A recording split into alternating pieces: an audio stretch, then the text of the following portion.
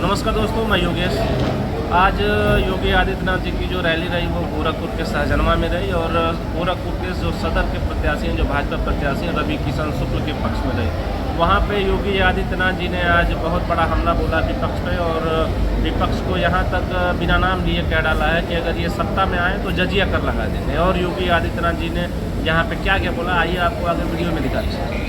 आखिर वचन देते हुए हम सभी का मार्गदर्शन करने का कृपा करें पूज्य महाराज जी। भारत माता की। सहजनवा की आवाज नहीं है। भारत माता की। भारत माता की। भारत माता की। वंदे वंदे वंदे। बहनों और भाइयों, इतनी भीषण तपती दोपहरी में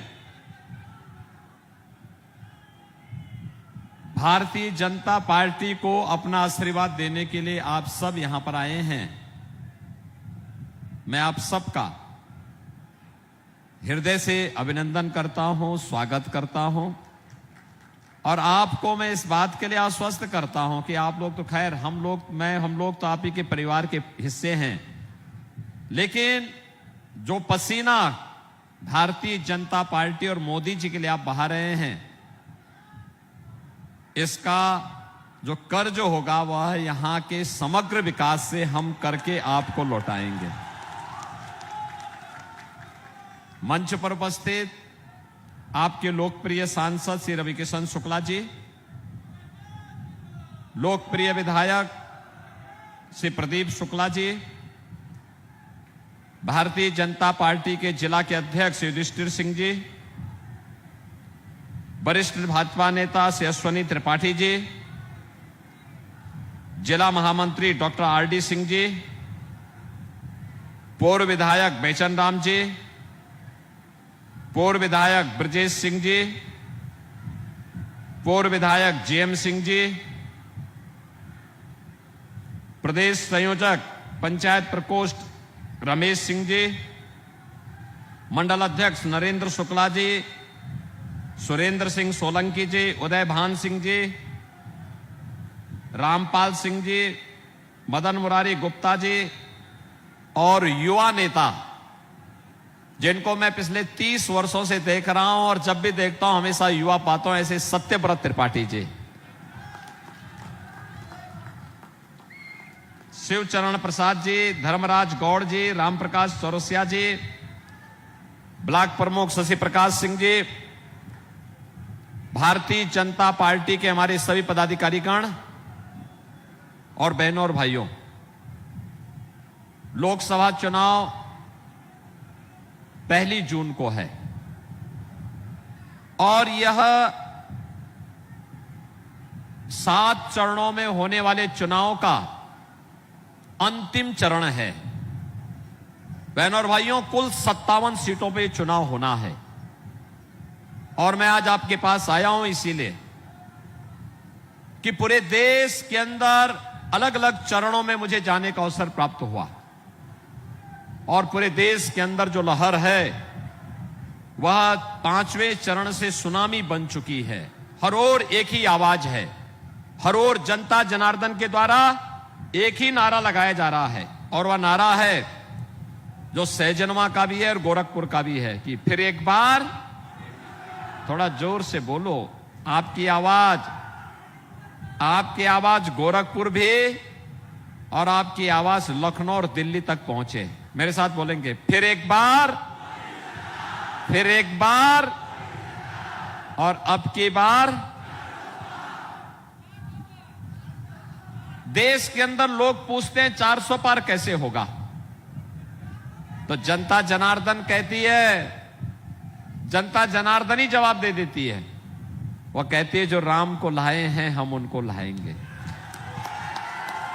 कितने लोग हैं यहां पे जो अयोध्या राम मंदिर दर्शन करने के लिए गए? सहजनवा पूरा ही जा चुका है, लेकिन जो बचे होंगे मैं प्रदीप शुक्ला जी से कहूंगा कि चुनाव के बाद गर्मी थोड़ा ठीक हो जाए तो एक बार सहजनवा विधानसभा को पूरा ही दर्शन करवाने के लिए अयोध्या लेके जाना। आज आपने देखा होगा एक नई अयोध्या के दर्शन हो रहे हैं। नई अयोध्या है तो नया गोरखपुर भी है, और नया गोरखपुर है तो नया सहजनवा भी है। 4 लेन की सड़कें, ओवरब्रिज, नई नई फैक्ट्रियां, स्टेडियम, और आज के दिन पे क्या नहीं है आपके पास। एम्स गोरखपुर में, फर्टिलाइजर कारखाना चालू हो गया है। बहनों और भाइयों, जो कुछ भी इस सहजनवा ने मांगा, यहीं बगल में अटल आवासीय विद्यालय है। निराश्रित बच्चों के लिए, गरीब बच्चों के लिए, श्रमिकों के बच्चों के लिए एक बार अटल आवासीय विद्यालय में थोड़ा जाकर के देखो क्या सुविधाएं हैं। ऐसे विद्यालय हर ब्लॉक खंड स्तर पर हम लोगों को खोलने हैं, जिससे हर बच्चे को हम योग्य बना सकें और वह प्रदेश और देश के विकास में अपना योगदान दे सके। तो बहनों और भाइयों, मैं यही कह रहा था, अयोध्या एक नई अयोध्या है। ऐसे लगता है जैसे प्रभु राम साक्षात विराजमान होकर के अपना आशीर्वाद बरसा रहे हों। बहनों और भाइयों, अयोध्या में रामलला विराजमान हुए, यह सच है, मोदी जी का नेतृत्व है, लेकिन पुण्य के भागीदार तो आप सब हैं, क्योंकि मोदी जी को भी और योगी जी को भी सत्ता आपने सौंपी है कमल चुनाव चिन्ह पर वोट देकर के। और अयोध्या में राम मंदिर का निर्माण लोक को बनाने के साथ साथ परलोक को सुधारने का भी एक माध्यम है। आप वर्तमान और भावी पीढ़ी को कह सकते हैं, अयोध्या में राम मंदिर तब बना था जब हम लोग जवान थे, जब हम अधेड़ थे, हम लोगों के सामने राम मंदिर बना है, हमने राम मंदिर बनाया है, यह भी आप बोल सकते हैं। और बहनों और भाइयों, परलोक में पूर्वजों के पास जब जाना होगा, वहां भी कह सकते हैं कि देखिए, आपके संकल्पों की पूर्ति करके हम आए हैं, अयोध्या में राम मंदिर का निर्माण करके आए हैं। 500 वर्षों में देश में एक ही नारा लगता था कि रामलला हम आएंगे, मंदिर वहीं बनाएंगे। लगभग 3.5 लाख हिंदू शहीद हुआ, लेकिन आजादी के पहले तो संभव नहीं था, आजादी के बाद भी कांग्रेस हो, समाजवादी पार्टी हो, बहुजन समाजवादी पार्टी हो, इन सब ने राम मंदिर के मार्ग में बाधाएं खड़ी की। ये नहीं बनने देते थे, और आज बन गया, तब भी किस प्रकार की अनलगल प्रलाप कर रहे हैं। कह रहे राम मंदिर बेकार बना है। कोई बात कहता राम मंदिर भारत के अंदर नहीं बनना चाहिए था। बहनों और भाइयों, राम मंदिर नहीं बेकार बना है, इनकी बुद्धि बेकार हो गई है, इसलिए राम मंदिर पर प्रश्न खड़ा कर रहे हैं।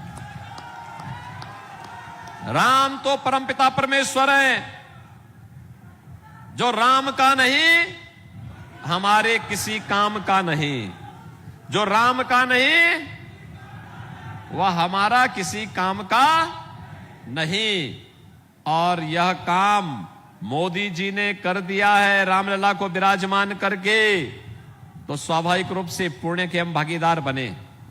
मोदी जी ने 10 वर्ष में देश की कायाकल्प की है। यह कायाकल्प दुनिया के अंदर भारत का सम्मान, भारत की सुरक्षा को पुख्ता करने का कार्य, विकास के बड़े बड़े कार्य, और गरीबों के लिए भी तमाम योजनाएं। हर गरीब को राशन मिल रहा है, 5 लाख रुपए का स्वास्थ्य बीमा भी सबको प्राप्त है। मोदी जी ने घोषणा की है 4 जून को फिर एक बार जब मोदी सरकार बनेगी, तो बहनों और भाइयों, 70 वर्ष से ऊपर के जितने भी बुजुर्ग होंगे, उन सबको प्रतिवर्ष 5 लाख रुपए की फ्री में उपचार का कार्ड उपलब्ध होगा। मोदी जी ने घोषणा की है 4 करोड़ गरीबों के मकान बनाए गए हैं, जितने बाकी बचे होंगे इनके भी मकान बनेंगे, कोई भी इनको मकान से वंचित नहीं कर सकता। बहनों और भाइयों, सुरक्षा भी, सम्मान भी, विकास भी, गरीब कल्याण भी। काशी में काशी विश्वनाथ धाम, अयोध्या में श्री राम जन्मभूमि में अयोध्या धाम, एक बार फिर से हम सबको त्रेता युग की ओर ले जाने की स्थिति में है। बहनों और भाइयों, आज जब एक और भारतीय जनता पार्टी मोदी जी के नेतृत्व में आत्मनिर्भर और विकसित भारत के लिए कार्य कर रही है, वहीं दूसरी ओर ये समाजवादी पार्टी और कांग्रेस का गठबंधन भारत के विभाजन के लिए, भारत में आपस में बांटने के लिए तमाम प्रकार के षड्यंत्र कर रहा है। इनका घोषणा पत्र कहता है कि अगर इनको अवसर मिलेगा ये भारत के साथ गद्दारी करेंगे, भारत के साथ धोखा करेंगे। वैसे भी ये दो लड़कों की जोड़ी जब भी मिलती है अनर्थ होता है। याद करिए, जब समाजवादी पार्टी की सरकार प्रदेश में थी, केंद्र में कांग्रेस की सरकार थी, अयोध्या में राम जन्मभूमि पर आतंकी हमला हुआ था, काशी में संकट मोचन मंदिर पर हमला हुआ था। और बहनों और भाइयों, आज ये लोग फिर से अपनी उसी मनसा के साथ आकर के देश के सामाजिक ताने बाने को छिन्न भिन्न करना चाहते हैं, देश के अंदर अव्यवस्था पैदा करना चाहते हैं। कहते हैं पर्सनल लॉ लागू करेंगे। पर्सनल लॉ का मतलब आप जानते हैं? पर्सनल लॉ का मतलब है 3 तलाक की कुप्रथा को, जिसको मोदी जी ने समाप्त किया, उसको फिर से लागू करना चाहते हैं। पर्सनल लॉ लागू होने का मतलब तालिबानी शासन, बेटी स्कूल नहीं जा पाएगी, महिलाएं ऑफिस और बाजार नहीं जा पाएंगी, बुर्का पहन करके घर में दुपक के रहना पड़ेगा। और भारतीय जनता पार्टी घोषणा कर रही है, भारत की व्यवस्था बाबा साहब भीमराव अंबेडकर के द्वारा बनाए गए संविधान से चलेगी, किसी शरीयत के कानून से भारत को नहीं चलने देंगे। बहनों और भाइयों, ये लोग कहते हैं हम विरासत टैक्स लगाएंगे। विरासत टैक्स का मतलब आप पे जजिया कर, जजिया कर मध्यकाल में औरंगजेब ने लगाया था। बहनों और भाइयों, औरंगजेब मुगलों का एक क्रूर बादशाह था। इतना क्रूर था कि उसने अपने भाई की हत्या कर दी थी और अपने बाप को जेल में बंद करके पानी के लिए, उसे एक एक बूंद पानी के लिए तरसा दिया था। इसका बाप शाहजहां, जिसने आगरा का ताजमहल बनाया, वह आज भी इस बात को कहता है, वह इस बात को कहता है, आपको देखना है, खुदा बख्त लाइब्रेरी पटना में जाकर के देखिए, वो कहता है कि कमबख्त औरंगजेब तुझ जैसा पुत्र किसी को पैदा न हो, तूने जीते जी मुझे एक एक बूंद पानी के लिए तरसाया है। तो उससे अच्छे तो ये हिंदू हैं, अपने बड़े बुजुर्गों का सम्मान करते हैं, जीते जी सम्मान करते हैं, और मरने के बाद श्राद्ध और पितरों का तर्पण करके उन्हें सम्मान देने का काम करते हैं। बहनों और भाइयों, औरंगजेब ने हिंदुओं पे कर लगाया था, उसका नाम था जजिया कर। जजिया कर हिंदुओं के लिए था कि हिंदू या तो जजिया कर दे और नहीं तो मुसलमान बने। बहनों और भाइयों, ये विरासत टैक्स समाजवादी पार्टी और कांग्रेस का, ये औरंगजेब का जजिया कर है। हमें भारत में फिर से औरंगजेब को पैदा नहीं होने देना है। क्या औरंगजेब पैदा होगा क्या? फिर से औरंगजेब को पैदा होने देंगे क्या? विरासत टैक्स देंगे क्या? और इसीलिए हम लोग आए हैं। ये कांग्रेस और समाजवादी पार्टी के लोग देश के खिलाफ साजिश कर रहे हैं। हमें साजिश पूरी तरह विफल करनी है, और इसके लिए आपने मोदी जी को चुना तो सम्मान बढ़ा, सुरक्षा बढ़ी, विकास हुआ, गरीब कल्याणकारी कार्य हुए, और साथ साथ अयोध्या में राम मंदिर का निर्माण भी हुआ। मोदी जी हैं आतंकवाद समाप्त, मोदी हैं विकास है, मोदी हैं विरासत है, मोदी जी हैं गरीबों का कल्याण है। लेकिन बहनों और भाइयों, ये सब हुआ है आपके एक वोट के कारण। वोट सही जगह गया, आतंकवाद समाप्त, नक्सलवाद समाप्त। वोट अगर गलत जगह जाता था तो आतंकी विस्फोट होते थे, सुरक्षा को खतरा होता था। और इसीलिए देश आपका, चुनाव भी आपका, वोट भी आपका, और भविष्य भी आपका, और फैसला भी आपका। और यही अपील करने के लिए हम लोग आए हैं। सहजनवा ने हमेशा हमेशा हमेशा भाजपा को अपना आशीर्वाद दिया है और इस बार फिर मैं आया हूं। रविकिशन शुक्ला को भारतीय जनता पार्टी ने अपना प्रत्याशी बना करके आपके बीच उतारा है।